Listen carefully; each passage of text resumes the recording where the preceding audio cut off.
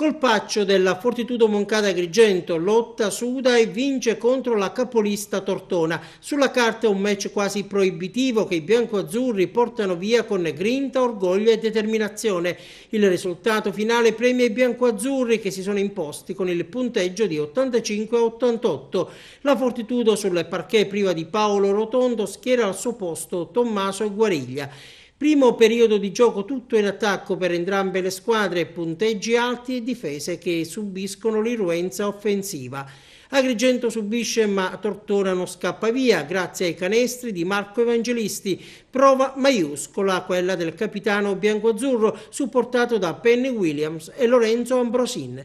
Così il roster di Ciani prima aggancia la capolista e poi la supera, un capolavoro tecnico e tattico che fa gioire Ciani. In attacco devo dire abbiamo fatto una partita soddisfacente per tutto l'arco dei 40 minuti.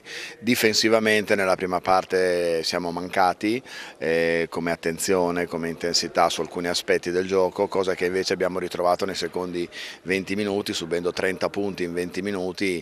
Chiaramente questo ci ha dato la possibilità piano piano di recuperare, di mettere il naso avanti a poco dalla fine e di gestire gli ultimi possessi con un vantaggio che poteva essere insomma di discreta tranquillità. La squadra comunque ha risposto bene nel collettivo.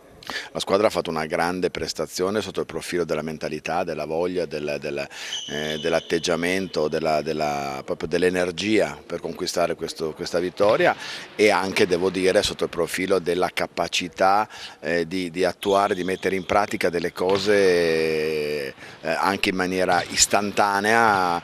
Quindi questo vuol dire grande concentrazione e grande voglia di fare. Questo è il primo dei due appuntamenti che vede la Fortitudo fuori casa, quindi anche il prossimo appuntamento sarà fuori casa. Sì, se vogliamo sarà ancora più difficile, nel senso che la partita di Voghera è stata la partita con una delle due prime in classifica, oggi una di queste due prime in classifica l'abbiamo fermata, ecco adesso andiamo a giocare sul campo dell'altra che è rimasta oggi capolista solitaria con 4 vittorie su altrettante partite, che è Casale Monferrato, quindi credo che già questa descrizione ci possa dare l'esatta consistenza e difficoltà della partita.